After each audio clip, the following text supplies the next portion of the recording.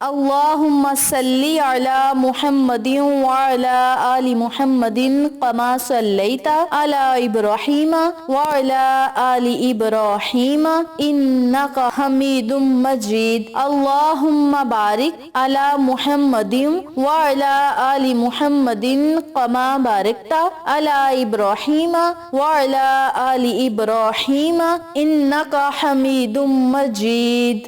محترم سامعین، السلام علیکم ورحمۃ اللہ وبرکاتہ۔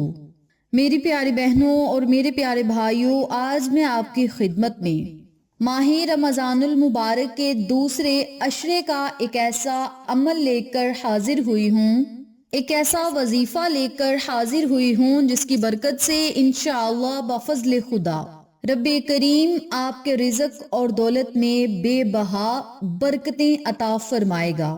آپ کو قرضوں سے نجات ملے گی، پریشانیوں سے چھٹکارا ملے گا، اور اللہ رب العزت آپ کی چھوٹی سے چھوٹی اور بڑی سے بڑی حاجات کو ضرور پورا کرے گا۔ میری پیاری بہنوں اور میرے پیارے بھائیوں، ہم پر اکثر اوقات مصیبتیں، پریشانیاں آتی ہیں۔ دنیا کا کوئی انسان اپنے اوپر پریشانی اور مشکل سے انکار تو نہیں کر سکتا۔ یہ دنیا مصیبتوں اور پریشانیوں، غموں کا گھر ہے۔ بعض لوگ اولاد کی نافرمانی کی وجہ سے پریشان ہیں، اور بعض خواتین اپنے شوہر کی وجہ سے پریشان ہیں، غمگین رہتی ہیں۔ کچھ لوگ مال و اسباب کے ختم ہونے پر غم میں رہتے ہیں، تو بعض لوگوں کو اولاد نہ ہونے کا غم ستائے رہتا ہے۔ اگر انسان چاہتا ہے کہ غم و عالم اور پریشانیوں سے، قرضوں سے فوری طور پر وہ نجات حاصل کریں، تو انہیں چاہیے جب کبھی آپ کو لگے کہ آپ پر سخت ترین پریشانیاں آ چکی ہیں جو ختم ہونے کا نام نہیں لیتی، تو آپ کو چاہیے کہ اس عمل کو، اس وظیفے کو، ان کلمات کو ضرور پڑھیں۔ آج کا عمل، آج کا وظیفہ سورۃ الکوثر کا وظیفہ ہے، اور سورۃ الکوثر قرآن پاک کی سب سے چھوٹی سورت مبارک ہے، جو کہ 30ویں پارے میں جگمگا رہی ہے، اور یہ سورت پڑھنے سے لاکھوں حاجات پوری ہوتی ہیں، مقاصد میں کامیابیاں ملتی ہیں، پریشانیوں سے نجات ملتی ہے، قرضوں سے رہائی ملتی ہے، اور سب سے بڑی بات، رزق اور دولت میں بے بہا اضافہ ہوتا ہے، دلی سکون بھی ملتا ہے، دماغی سکون بھی ملتا ہے، قلب کو اللہ رب العزت غیبی طریقے سے سکون عطا کرتا ہے۔ تو میری پیاری بہنوں اور میرے پیارے بھائیوں، اس عمل کو، اس بابرکت سورت مبارک کو آپ نے رمضان المبارک کی 11 تاریخ یعنی 11 رمضان المبارک والے دن پڑھنا کس طریقے سے ہے، اس بارے میں جاننے کے لیے میری آپ سے دلی گزارش ہے کہ ویڈیو کو آخر تک ضرور دیکھیے گا، اور جن لوگوں نے ابھی تک میرے چینل اقصیٰ اسلامک ایجوکیشن کو سبسکرائب نہیں کیا، وہ جلدی سے سبسکرائب کریں، ویڈیو کو لائک کریں، شیئر کریں، اور ساتھ موجود بیل آئیکن کو دبا کے آل نوٹیفیکیشن پہ کلک کریں، تاکہ میری ہر نئی آنے والی ویڈیو کی اپڈیٹ آپ تک بآسانی پہنچ سکے۔ جزاک اللہ۔ اسی کے ساتھ میری آپ سے گزارش ہے کہ میرے چینل پہ آپ کو جتنے بھی چینلز کا شارٹ آؤٹ دیا جائے، ان چینلز پہ جائیں، سبسکرائب کریں، لائک اینڈ شیئر کریں، ہمیں سپورٹ کریں۔ آپ لوگوں کی سپورٹ ہماری کامیابی کا ذریعہ بنے گی۔ اب میں آپ کو عمل بتانے لگی ہوں، توجہ سے ملاحظہ فرمائیں۔ آپ نے آج 11 رمضان المبارک والے دن، پورا دن آپ کے پاس ہوگا، افطاری سے پہلے پہلے آپ نے اس عمل کو، اس وظیفے کو کرنا ہے۔ اگر آپ اس وظیفے کو نماز عصر کے بعد کریں گے تو آپ کو دگنے فائدے ہوں گے، بہت زیادہ فائدہ ہوگا۔ جب بھی آپ یہ وظیفہ پڑھیں، باوضو حالت میں پڑھنا ہے، اور ایک الگ کمرے میں بیٹھ کر آپ نے اس وظیفے کو کرنا ہے، جہاں پہ آپ کے وظیفے میں کوئی خلل پیدا کرنے والا نہ ہو، اور آپ کا پورا دھیان وظیفے کی طرف ہو۔ سب سے پہلے آپ نے 7 مرتبہ درود پاک پڑھنا ہے۔ درود پڑھنے کے بعد آپ نے 11 مرتبہ استغفر اللہ، استغفر اللہ، استغفر اللہ کا ورد کرنا ہے، اور 11 مرتبہ ہی سورۃ الکوثر پڑھنی ہے۔ سورۃ الکوثر کو آپ نے ہر بار بسم اللہ شریف کے ساتھ پڑھنا ہے۔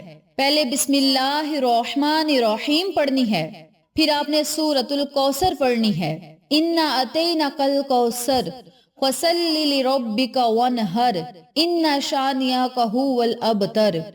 इस सूरत मुबारक को आपने हर बार बिस्मिल्लाह शरीफ के साथ पढ़ना है, यानी सबसे पहले बिस्मिल्लाह पढ़नी है और फिर आपने सूरतुल कौसर पढ़नी है। दोबारा बिस्मिल्लाह पढ़ें, फिर सूरतुल कौसर पढ़ें। हर बार सूरतुल कौसर को जब आपने पढ़ना है तो बिस्मिल्लाह को साथ जरूर मिलाना है।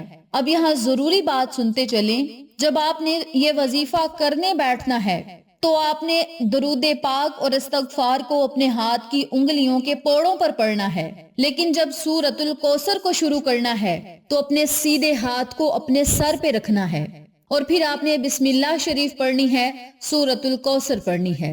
दोबारा बिस्मिल्लाह शरीफ पढ़ें, सूरतुल कौसर पढ़ें। इसी तरीके से जब 11 मर्तबा सूरतुल कौसर बमा बिस्मिल्लाह शरीफ के पढ़ लें तो आखिर में फिर आपने 7 मर्तबा दरूद पाक पढ़ना है।